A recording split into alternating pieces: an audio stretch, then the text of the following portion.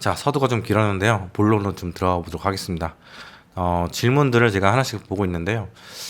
다극화 시대가 되면 베트남이나 인도가 중국을 대체할 것이라는 말들이 나오는데 어떻게 생각하시나요? 네, 뭐 베트남이나 인도나 뭐 다른 국가들 마찬가지로 멕시코도 그렇고 중미에 있는 다른 나라들도 그렇고 일정 부분은 잠식을 할 것 같아요. 왜냐하면 일단 중국 자체가 문제가 있는 게 시진핑이 너무 해외 기업들에 대해서 좀 배타적으로 나오기 시작해서 대표적으로 볼 때는 이제 테슬라랑 애플 있고 그래서 제가 비중을 좀 줄일 필요가 있다고 제가 말씀을 계속 드리는 게 그런 부분이고 그리고 이제 뭐 인도가 막 세계 뭐 제조 공장이 되겠다 이런 야심을 보이고 있지 않은 것 같아요. 제가 볼 때는 그냥 자국에서 소비할 수 있는 그런 것들은 자국에서 좀 만들자 뭐 그런 주의 정도까지 가는 것 같고 일단은 인도가 세계 공장이 되기 위해서는요 너무나 너무나 이게 극복해야 될 것들이 너무 많은 것 같아요. 인도가 이야기하는 자기들의 스탠다드랑 글로벌 스탠다드는 너무 이제 차이가 큰 것 같고 인도가 하나의 나라가 아니잖아요. 수십 개의 나라로 이제 합쳐진 나라를 사람들이 많이 보잖아요. 왜냐면 주마다 다른 나라로 이렇게 파악한 게 많기 때문에 그래서 인도가 유의미하게 제조 공장으로서의 그런 위치를 차지하지 못할 것 같고 인도가 만든 거를 인도에서 자급하고 그리고 그 주변에 있는 나라까지 정도 그 파급력이 있을 정도 그 정도까지 가능하지 않겠나 싶어요. 그리고 이제 베트남 같은 경우에는 중국의 하청 공장 같은 그런 존재라고 보시면 될 것 같고 중국뿐만 아니라 삼성과 일본의 기업들이 많이 또 들어가 있잖아요. 그래서 미국이 이제 중국에 있어서 무역 제재를 하고 있는데 그런 것에 대해서 뭐 약간 프록시 대리인이라고 해야 되나? 약간 그 대체 제조 공장 같은 그런 느낌으로 접근하면 될 것 같습니다. 그리고 베트남도 사실 쉽지가 않아요. 베트남도 올해 총리가 뭐라고 했냐면 올해 경기가 쉽지 않을 것 같다. 올해가 2023년도죠. 2024년도 역시 그렇게 뭐랄까 긍정적으로 이야기하는 것 같지는 않아요. 왜냐하면 다들 온쇼어링을 하고 있기 때문에 다 자국에서 만들자 막 이런 막 움직임이 있잖아요. 하다못해 미국도 그렇고 일본도 그렇고 유럽도 그렇고 그렇게 되면은 베트남은 설 자리가 점점 작아진 게 아닌가. 그 아래 있는 인도네시아도 제조업을 육성하려고 막 지금 발버둥 치고 있고 수출 많이 하는 나라들은 점점점 힘들어지는 것 같아요. 중국이 그런 어려움을 겪고 있고 한국도 마찬가지고 독일도 마찬가지고 어, 베트남도 마찬가지인데 베트남은 아직도 후진국에 있기 때문에 성장도 하기 전에 이게 꺾여버리면 이 나라의 미래가 어떻게 되나 저는 오히려 베트남은 미래가 좀 걱정되는 국가 중 하나예요. 어느 정도 빨리는 올라왔단 말이야. 빨리 올라왔는데 그 넥스 스텝이 쉽지 않다. 그리고 우리나라도 그랬죠. 우리나라도 처음에는 경공업, 뭐 신발, 가발, 뭐 합판 이런 것들 60년대 주요 수출 품목이었는데 시간이 지나면서 점점점 산업이 고도화됐잖아요. 마찬가지로 중국도 산업이 점점점 지금 고도화되고 있는 상황이라고 생각해요. 그리고 중국이 그 1인당 GDP가 1만 2, 3천 불 정도 하잖아요. 그러면 그 정도면 글로벌리 볼 때는 잘 사는 편이거든요. 소득이 어느 정도 있는 편이거든요. 언제까지나 뭐 싸구려 이런 것들을 제조할 그럴 짬밥이 아니게 되는 것 같더라고요.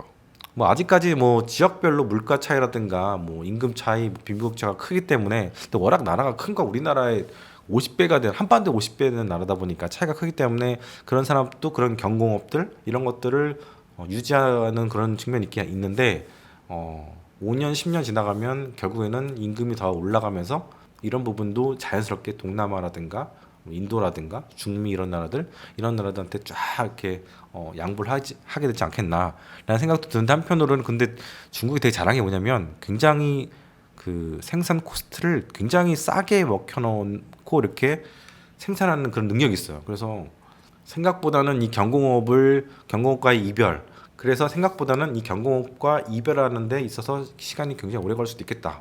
끈적끈적하다. 그럴 수도 있겠다라는 생각이 듭니다. 그래서 중국을 대체한다는 게 중국이 그런 나라들한테 물려준 거는 좀 마진이 박한 그런 경공업들한테는 물려주는 수는 있겠지만 그게 굉장히 시간이 오래 걸 거고 중국은 그 산업들을 뛰어넘어서 더 고도화된 뭔가를 만들게 되지 않겠나 그렇게 생각합니다.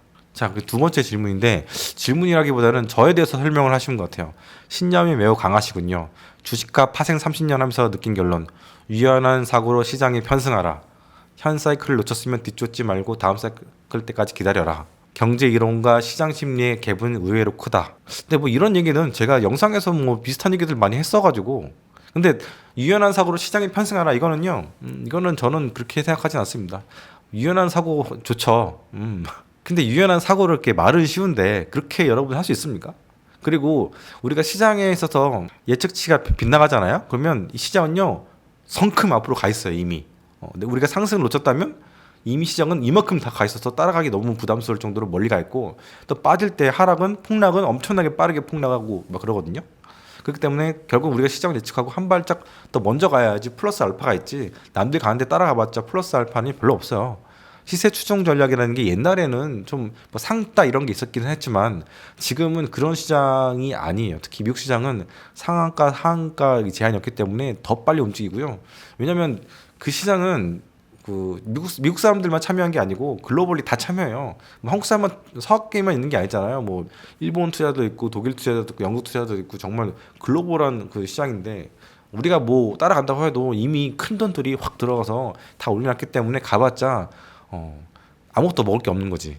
근데 무슨 유연한 사고로 시장이 편승하라, 이거는 정말 잘못된 거죠. 특히 그리고 주식시장 거래량의 70에서 90%를 AI 매매가 차지한다라는 얘기 제가 계속 말씀드리잖아요. 오랜만에 말씀드리네.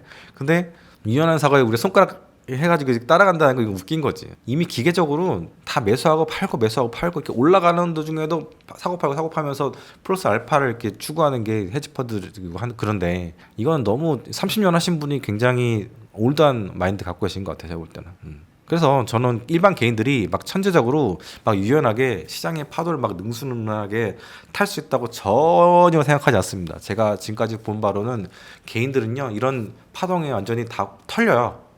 계속 말씀드리잖아요. 털린다. 폭락하면은 그때 물량 털리고, 올라가면은 고점 사서 또 아래 가면 또 털리고, 돈이 털리고, 아래에서는 물량 털리고, 위에서는 돈이 털리고. 이게 개인들이에요. 이게 한두 번은 어떻게 맞출 수 있어. 근데 세 번, 네 번, 다섯 번 안 돼요. 그렇기 때문에 제가 아까 계속 얘기해 드리는 게 뭐냐면, 계속 자신의 전략 원칙을 만들어 가지고 그냥 쭉 가라. 이게 더 낫다. 파도 같은 거 탈 생각하지 말고 그냥 무거운 배를 타고 그냥 파도를 관통해서 쭉 가는 게 덜 힘들다. 저는 그렇게 얘기하고 싶습니다.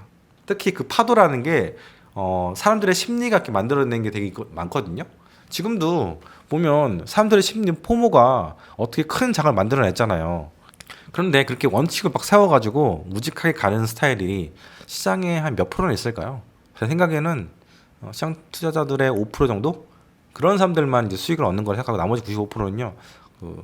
말씀하신 이제 추세 추정 전략이라고 해야 되나? 그냥 따라가기, 포모 이런 것들 때문에 위아래로 털린다. 이렇게 보시면 될 것 같아요.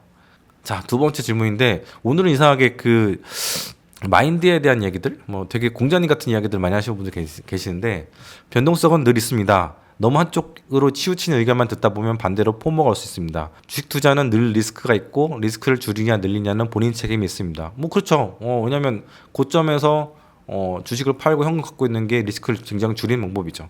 이번 상승장을 놓친 것도 잘못된 판단이 될 수도 있고, 본인 포트폴리오에 잘한 판단이 될 수도 있습니다. 너무 한 유튜버의 말만 믿고 맹신하지 마시고 경제 매크로 참고하시면서 투자 결정을 권해드립니다. 이거 무슨 어디서 나오셨나? 경제 매크로를 참고하시면서 투자 결정을 하시라고?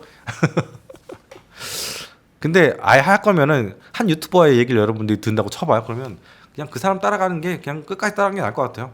너무 실력이 없는 사람들을 따라가지 마시고 여러분들이 쭉 지켜보시고 타당하다 생각하면, 근데 그것도 좀 문제가 있어요. 왜냐면 여러분들이 주린이들도 많고 뭐 경력이 30년 된 분도 많긴 한데, 그 판단력이라는 게 과연 신뢰를 할 수 있는 것인가. 여러분들 주식 투자에 있어서 판단했던 지금까지의 그 레코드를 쭉 보시면 내가 판단들이 맞았나 그런 생각을 한번 해보세요. 복기를 한번 해보세요. 그러면 아마 자신 없는 분들이 굉장히 많을 거거든요. 그래서 이분 얘기도 약간 제가 공자님 말씀 같은 그런 느낌도 잠깐 들고, 그래서 제가 답변을 뭐라고 했냐면, 변동성에 휘둘리는 의견을 늘 따르게 되면 늘 계좌는 털리게 마련입니다. 원칙 없는 투자는 포모를 만들어낼 뿐입니다. 모든 시장의 업앤다운에 다 이익을 내고 싶어하는 것은 자기 과신입니다. 그러니까 본인의 투자 경영에서 모든 변동성에서 투자를 수익을 냈었는지 복귀해 보시기 바랍니다. 그렇게 이제 이야기를 드렸습니다. 네, 다른 리플이고요. 20년 투자해보니 투자는 얼마 전 타기하신 찰리 멍거와 같이 하는 게 가장 돈이 잘 벌리더군요. 멍거님은 현금을 가지고 있지 않았다고 합니다. 해자를 갖는 좋은 기업을 싼 가격이 아닌 적당한 가격에 사서 장기 투자. 저는 소인배라 그게 힘들어서 현금 10%는 항시 들고 가요. 폭락이 왔을 때 싸게 사는 목적이 아니라 장기 투자를 가능하게 하는 힘이 되더라고요. 미중 무역전쟁, 코로나, 금리 인상 모두 공포 없이 건너왔습니다. 현금을 10% 갖고 가시는 분이 코로나가 거의 지수의 40%가 날라갔고 금리 인상 때도 15% 정도 날라갔었고 이분은 근데 투자 경력이 많지 않으신 분가 아니구나. 20년 하셨구나. 그럼 본인이 그 멘탈 관리를 잘하신 거예요. 아까 제가 말씀드렸던 셀트리온이라든가 테슬라 그 투자자들처럼 쭉 내가 믿는 원칙대로 잘 가신 거라고 생각합니다. 근데 한편으로 보면 그렇게 따지면 현금을 한 30%씩 들고 있는 30%씩 들고 있는 워렌 버핏은 그럼 뭐지? 저는 버핏이 먼 거보다는 더 낫다고 봐요. 투자에 있어서 뭐 제 취향상 맞는 것도 있고 유명세를 탄 것도 버핏이 더 많이 타기도 했었고 그래서 각자 맞는 본인의 스타일에 맞는 구루들의 방법들을 카피를 해서 그대로 투자하면 될 것 같습니다. 자 이제 여성분 같은데 왜 자꾸 미국인은 저축 안 하고 소비만 한다고 하는 겁니까? 미국인들의 어마어마한 연금은 저축이 아닙니까? 자, 제 채널의 구독자 20%가 미국에 거주하신 분들입니다. 한 7천 명 정도 되겠죠. 3만 5천 구독자니까. 근데 그분들이 제 영상이나 그 영상 그 리플이라든가 단톡방에도 많이 계세요. 각지에 계세요, 각지에. 그분들이 이제 자세한 얘기를 해주시는데 미국 그 공무원이 한 분 계세요. 근데 그분이 이제 급여 담당을 하시는데 11월 달부터 갑을 해달라는 공무원들이 굉장히 많아지고 있대요. 제가 영상에서 말씀드렸잖아요. 그러니까 공무원들이 돈이 없는 경우가 많아지는 거예요. 근데 미국 공무원들이면 뭐 부자는 아니겠지. 공무원이 뭐 연봉이 높거나 그러진 않으니까. 근데 그래도 일반 국민들보다는 좀 안정적인 급여를 받을 텐데 왜 그런 일들이 생겨날까? 저는 잘 모르겠어요. 저축을 안 하는 게 문제가 되는 거 아닙니까? 저축을? 연금을 지금 뭐 당장 막 깨서 쓰진 않잖아요. 갑을 한다는 거는 지금 가계 건전성이 지금 심각하게 훼손이 되고 있다는 거예요. 뭐 이전 영상에서 말씀드렸지만 카드 연체율이 8%건데 8%? 그리고 그 할부로도 계속해서 물건을 사고 있고 저도 되게 웃긴 게 지금 막 뭘 사고 싶어요. 파나마 와서 진짜 카드 값이 지금 얼마나 하냐면 800만 원 나왔거든요. 드론 사고 그리고 오즈모 포켓 3 사고 또 이것저것 막 사고 나니까 한 400만 원 정도를 지출했더라고요. 드론만 해도 180 정도 하고 오즈모 포켓이 한 90만 원 정도 했었고 그러니까 그것만 해도 360만 원이네. 그리고 신발도 사고 막 이렇게 하니까 그 돈이 확 올라가더라고요. 360만 원이니까 260만 원이구나. 근데 자꾸 제가 그 알리익스프레스 자꾸 보고 있는 거예요. 그래서 이게 소비가 중독이구나. 제가 1년 동안은 거의 소비할 일 없었죠. 거의 동남아에서부터 미국 그리고 여기 중미까지 오는데 소비할 일 없었는데 파나마에서 이제 공산품이 이렇게 싸지니까 여기서부터 이제 그동안 못했던 1년치 소비랑 앞으로 이제 남미 가면 다 비싸지거든요. 그래서 남미에서 쓸 거 미리 여기서 다 사니까 그렇게 이제 지출을 많이 하게 됐는데 와 소비가 진짜 중독은 중독인 것 같은데 이거를 끊는 게 쉽지가 않지. 일단은 뭐 콜롬비아부터 가면 다시 이제 물가가 올라갈 거긴 하거든요. 공산품 같은 거, 그러니까 수입품들이죠, 수입품들. 그래서 다시 이제 그 긴축 모드로 가게 될 것 같은데 아무튼 그래서 와 미국인들이 지금 소비 금단 현상을 지금 겪고 있는 게 아닌가 그런 생각이 듭니다. 값을 다 잘 갚으시길 바랍니다.